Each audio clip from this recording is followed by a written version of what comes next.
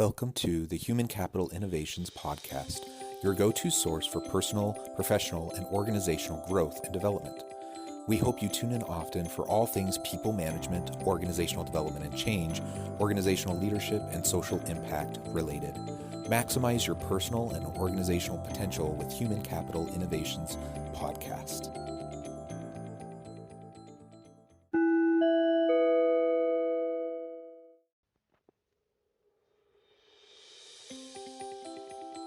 Welcome to the Human Capital Innovations Podcast. In this HCI podcast episode, I talk with Jeffrey Hull about the art and science of leadership in a changing world.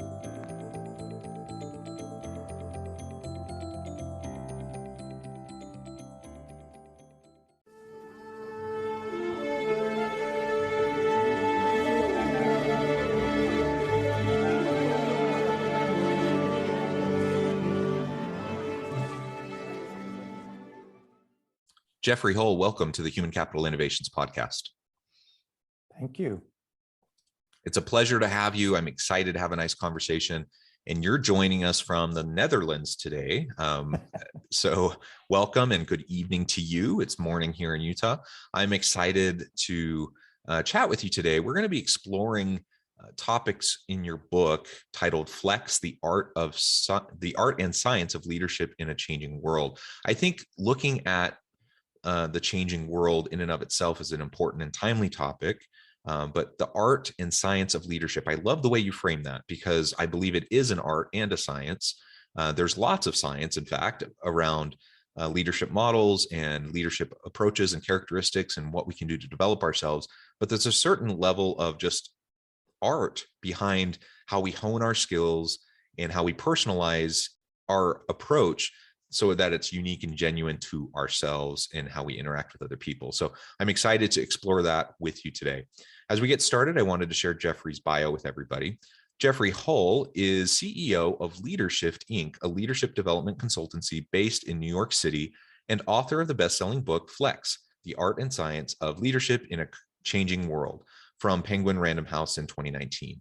A highly sought-after speaker, consultant, and executive coach with over 25 years working with C-suite leaders worldwide, Dr. Hull is also a clinical instructor in psychology at Harvard Medical School and adjunct professor of leadership at New York University. He's the director of global development at the Institute of Coaching at Harvard Medical School. Dr. Hull has been featured in Harvard Business Review, the New York Times, Investors, Business Daily, and a wide range of media.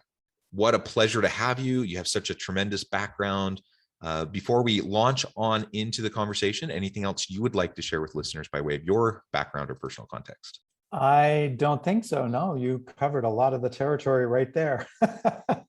So okay, let's dive in. Yeah, well, great. So why don't we start with you just laying out the origins of this book, why you decided to write it, what your general approach to the book was, and then we can start to dig into some of the more particular aspects. I think basically it was the confluence of two or three streams of activity or consciousness, I guess, that were taking place 3 or 4 years ago for me. Number one, I have been an executive coach for many, many years, and I had started to notice a very big shift taking place in the kinds of people that I have been asked to coach and the kinds of issues that I've been asked to coach them on. So there's been an evolution and I started to see it accelerating. So there's big changes going on in my own practice. Secondly, I, as you mentioned, have the opportunity to work with many, many coaches, hundreds literally, at the Institute of Coaching, which is a membership organization based at Harvard and a research organization around the evidence base or the scientific underpinnings of the coaching profession. So through those relationships, I was able to do surveys and focus groups with hundreds of coaches to determine whether or not what I was seeing in my practice was actually evidence of something bigger taking place.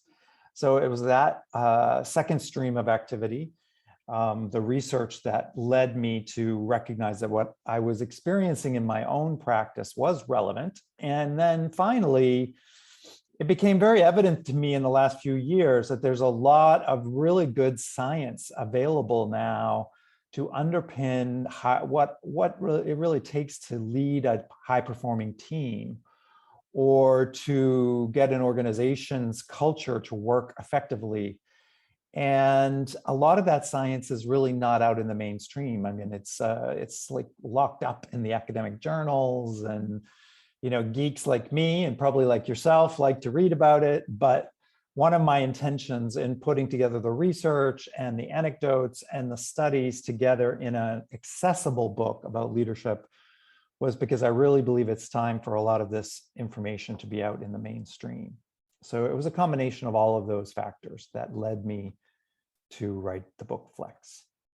Yeah, well, that's wonderful. And I couldn't agree more. I think there tends to be a big gap between kind of the cutting edge research that's happening in the academic world at places like Harvard and in the institute where you work, and many other wonderful institutions that are producing really great work.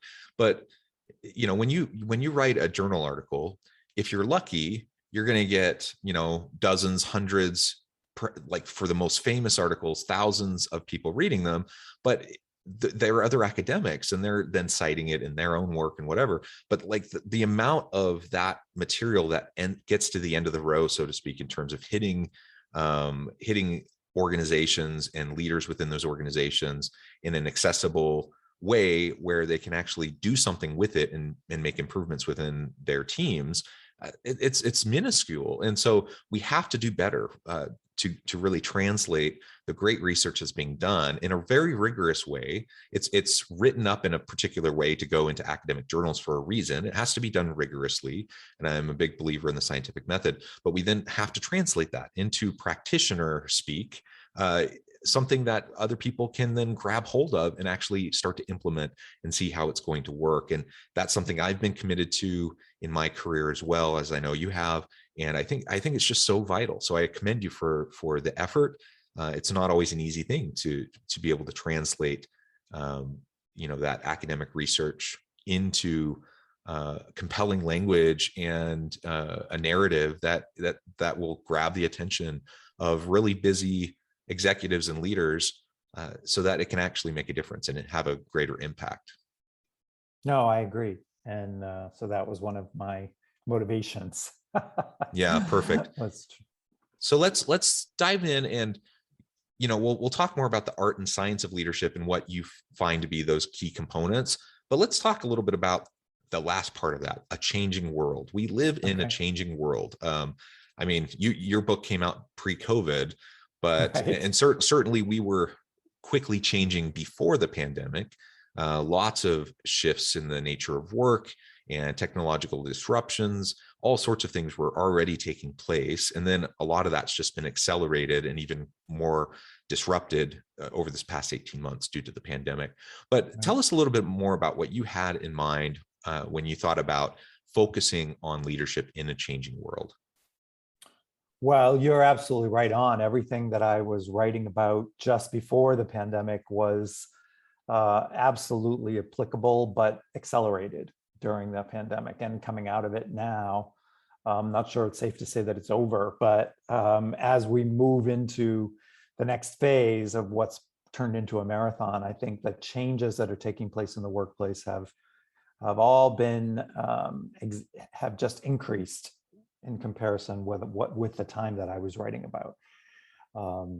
But the same themes are very much alive, such as working in a virtual space.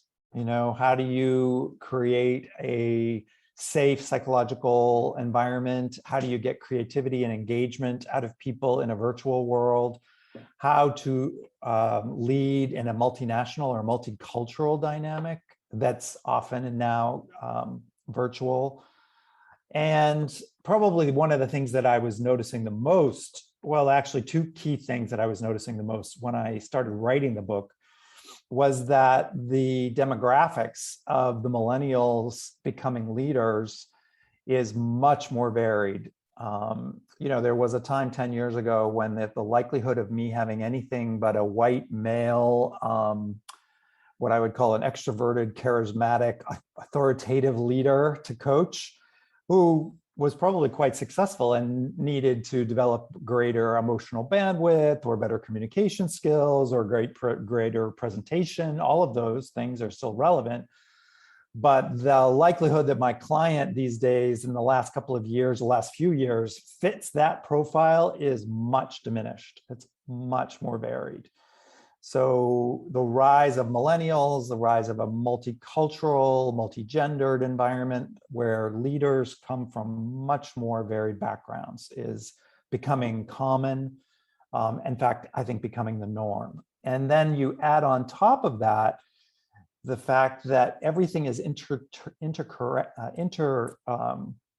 what's the right word? It is intertwined technologically and flattened because the hierarchies are becoming flatter and people are more networked and everyone has 24-hour-a-day access to information. And what you end up with then is a much more, on the one hand, a more democratically conducive environment to brainstorming, to networking, to getting the best out of a team dynamic.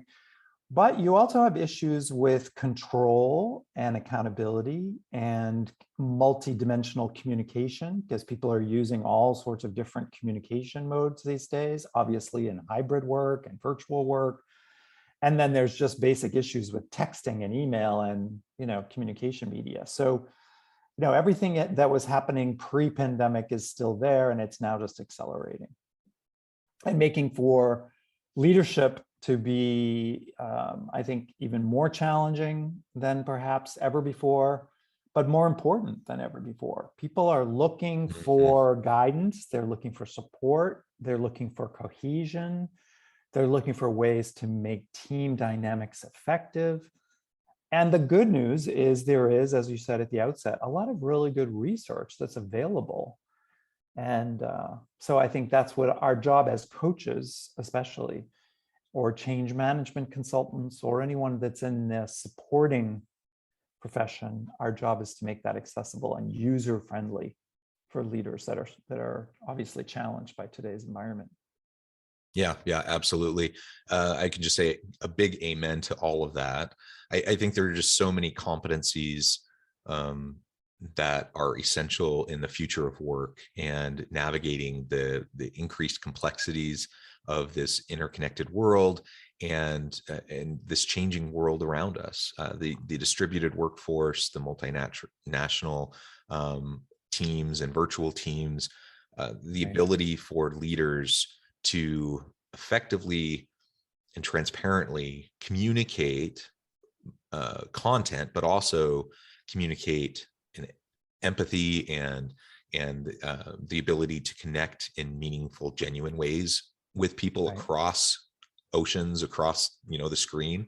That's a challenging, really challenging thing. And so I imagine these are the types of things that you explore more in your book. So let's dive right on in.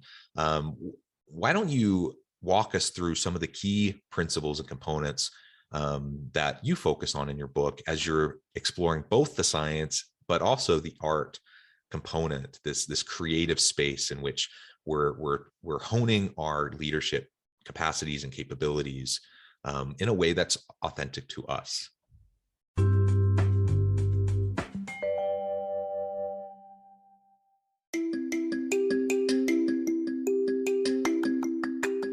I'm excited to announce the publication of my new book from HCI Press, Bluer Than Indigo Leadership: The Journey of Becoming a Truly Remarkable Leader. Early in my adult life, I learned about an Asian proverb that translates as bluer than indigo. If you think about the color indigo, it is a brilliant, deep, and vibrant blue, what some would call the bluest of blues. To have something that is bluer than indigo is rare and truly remarkable. Contrary to popular myth, there is no one-size-fits-all or cookie-cutter approach to effective leadership. There's no silver bullet, no secret sauce, no go-to model that will solve all of our problems. The truth is, great leaders have all had their unique strengths and flaws, and have all had to discover and then pave their own distinctive path in their life's journey to fulfill their leadership potential. Bluer Than Indigo Leadership will help you discover your own path and explore those ordinary, everyday actions that will help you respond to an uncertain future and produce extraordinary results for individuals, teams, and organizations.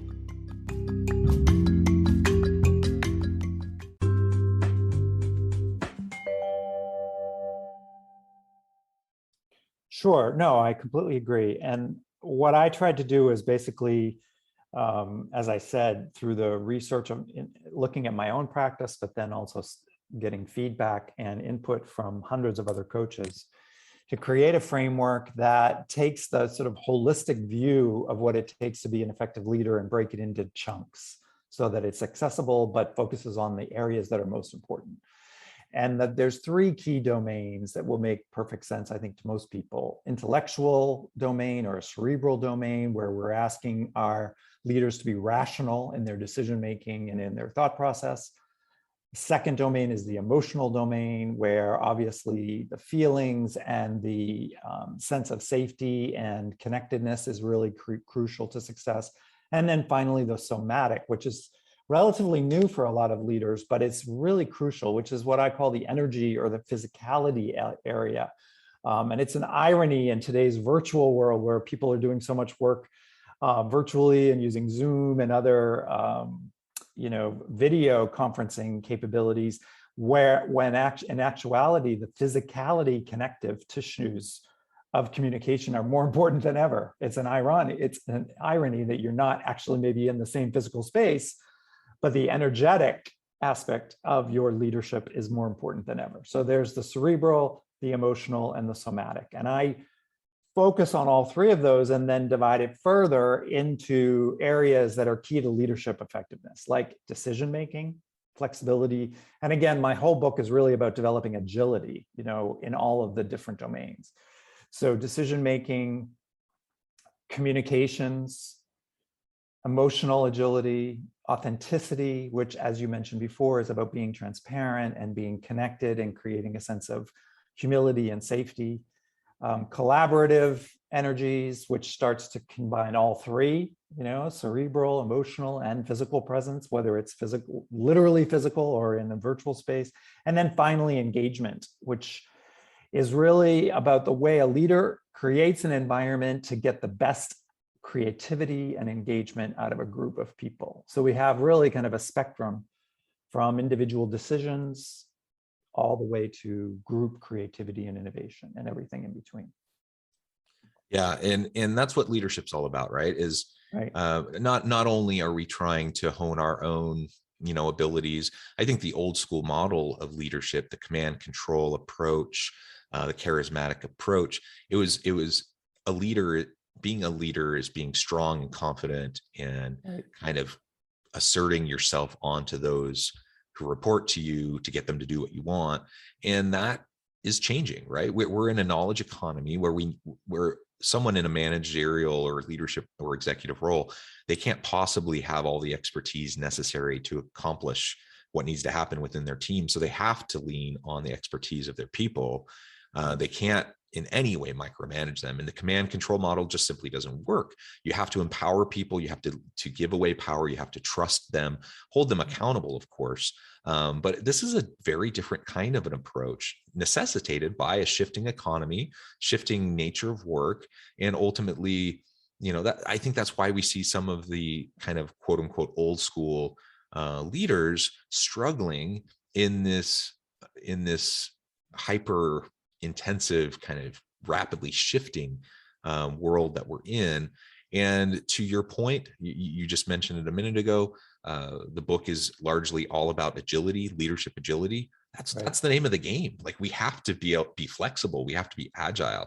And if we can't do that and pivot quickly and learn continually as we go, we're going to be in real trouble, because we don't know. I mean, we can kind of project into the future and make some guesses about what things are going to look like in 5 or 10 years, but the pace of change is so rapid that we don't know what we don't know. And very likely we are going to have tectonic shifts in the world that are going to dramatically change the way we approach things in business and in leadership, even more than we've seen over this past 18 months.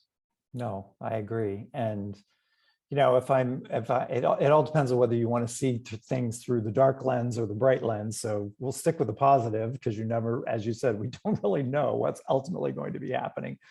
But in the silver lining domain of what has been a very painful period with the pandemic and everything, I mean, what I have found is that many leaders have really become aware and recognized that being agile and not just being sort of a one-trick pony approach to leadership is absolutely required. So the good news is that everything that I was writing about, that move toward a flatter, networked, more flexible, more agile style of leadership, where someone would potentially be authoritative and decisive in one setting, but then be empathetic and collaborative and perhaps a great listener in another setting, is actually accelerated because many leaders have come to realize that they need to have that kind of agility to get the best out of everyone in this current environment.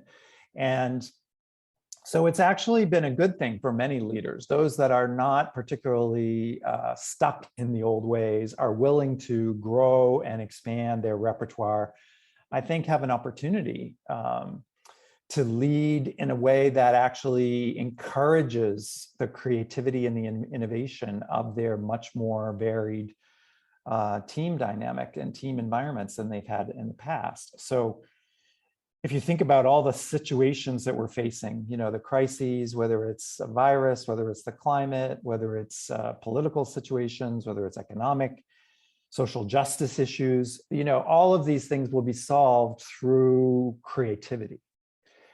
And in order to get creativity out of people, you have to have an environment that nurtures and supports that kind of agility and that kind of flexibility and resilience. So, the time is now. And I'm cautiously optimistic that a lot of the leaders that I've worked with as they come out of the pandemic have developed this ability to have more fluidity and more resilience and more flexibility in their approaches. Yeah, and certainly at least an understanding and a recognition of the increased importance of it and a willingness to grow into that, right? Which is all we can really ask of people, is that you're willing to be open and to grow and to continue to learn. Yeah, I've been very impressed that, for example, old line manufacturing company here based in Europe came to me and asked me to do a webinar to teach some of the plant management about positive psychology and the impact of compassion, self-awareness, empathy, some of the achievements and social cohesion, and some of the things that have been studied by psychologists for years. And so to have a car manufacturing company come and say they want someone like myself as a psychologist or a coach to come and make that information accessible to their plant managers and to help distribute that information to a broader audience, that kind of thing I find very encouraging. Yeah, absolutely. And it does work everywhere. I think that's a message that I think everyone needs to continue to hear, because we often think what we're talking about today, that's great for, the tech companies. That's great for all the kind of highfalutin ivory tower types and the knowledge workers. Right. Well, it is, but it works for everyone. It works in a factory setting. It works in manufacturing. It works in retail. It works everywhere. These are common principles that are going to enhance the experience of workers, their engagement, their satisfaction, their productivity, their innovation and creativity. It's going to enhance people's ability to be more effective, more productive across organizations, across industries. And so it's a message we have to continue to share.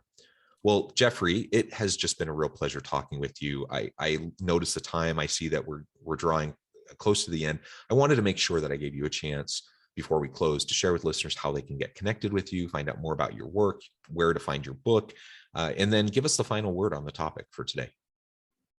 My book is very accessible on Amazon. Just look on Flex, but since there's a lot of products named Flex, might want to put my name, HULL, next to it to find it. But you can also go to my website, jeffreyhull.com.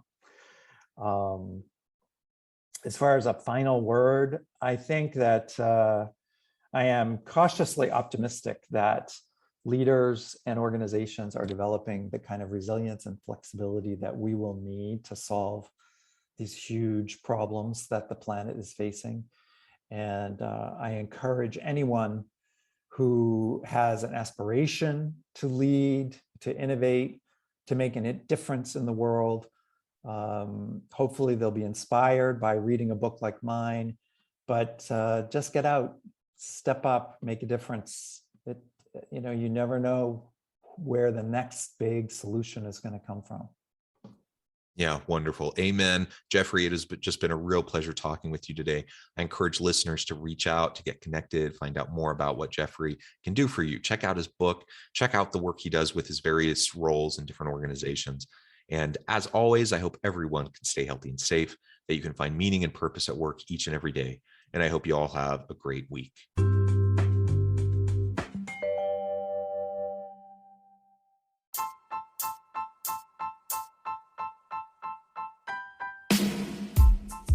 The alchemy of truly remarkable leadership. Ordinary, everyday actions that produce extraordinary results. Consider how the nature of work has shifted over the past 50 years.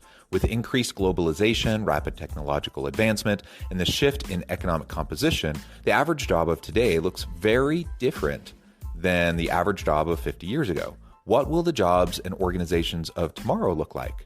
Moreover, what does this all mean for organizational leaders? What are the core competencies and capabilities of organizations and their leadership that are prepared for continued disruption and geopolitical and socioeconomic shifts?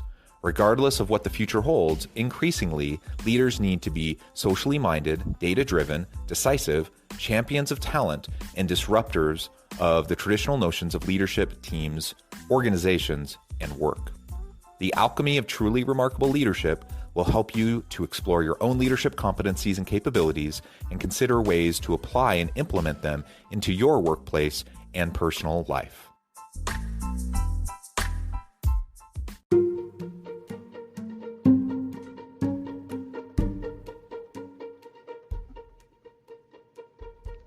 Check out Human Capital Innovations magazine, Human Capital Leadership. Human Capital Leadership is a free, interactive e-magazine with the mission to help individuals, leaders, and organizations find innovative approaches to maximize their human capital potential. We publish issues quarterly in August, November, February, and May. Take a look at the latest issue and let us know what you think.